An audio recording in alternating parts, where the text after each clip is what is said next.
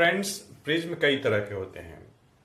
Equilateral prism, जिसमें कि हर एक एंगल 60-60 होता है। एक होता है आपका टोटल रिफ्लेक्टिंग प्रिज्म, जिसमें कि एक एंगल 90 होता है और बाकी दो एंगल 45-45 होता है। और एक एंगल होता है राइट एंगल प्रिज्म, जिसमें कि 60-90-30 होता है एंगल।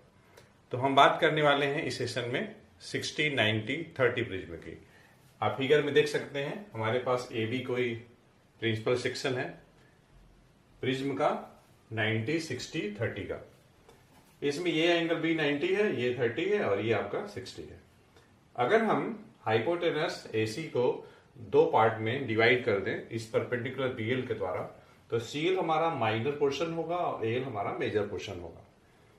तो अगर हम इस मेजर पोर्शन में कोई इंसिडेंट रे ऑफ लाइट 90 पे इंसिडेंट करा दें, ये हमारे पास OP कोई इंसिडेंट रे है जो कि 90 पे इंसिडेंट हो रही है।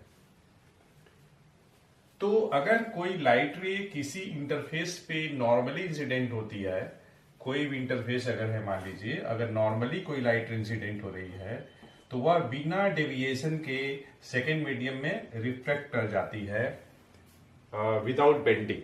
तो यहां भी कुछ वैसा ही केस होगा। इधर देखिए एयर है और ये ग्लास है, एयर से ग्लास में आ रही है।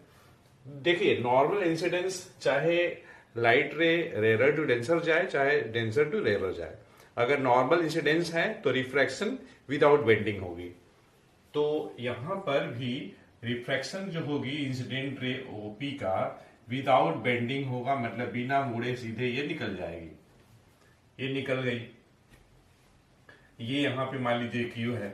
अब मैं इंटरफेस AB के Q पॉइंट पे एक नॉर्मल खींचता हूं। नॉर्मल, ये नॉर्मल मैं खींच रहा हूं इसलिए कि ताकि हम एंगल ऑफ इंसिडेंस पता कर सकें, ये एंगल हम मालूम कर सकें।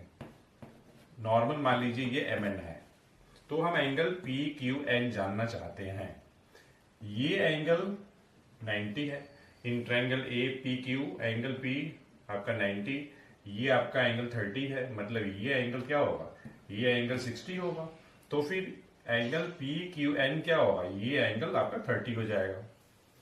तो हम देख रहे हैं कि for the interface AB angle of incidence 30 है और लाइट ट्रेवल हो रही है denser to rare, angle of incidence 30 degree, जो कि critical angle for glass air interface 42 से कम है।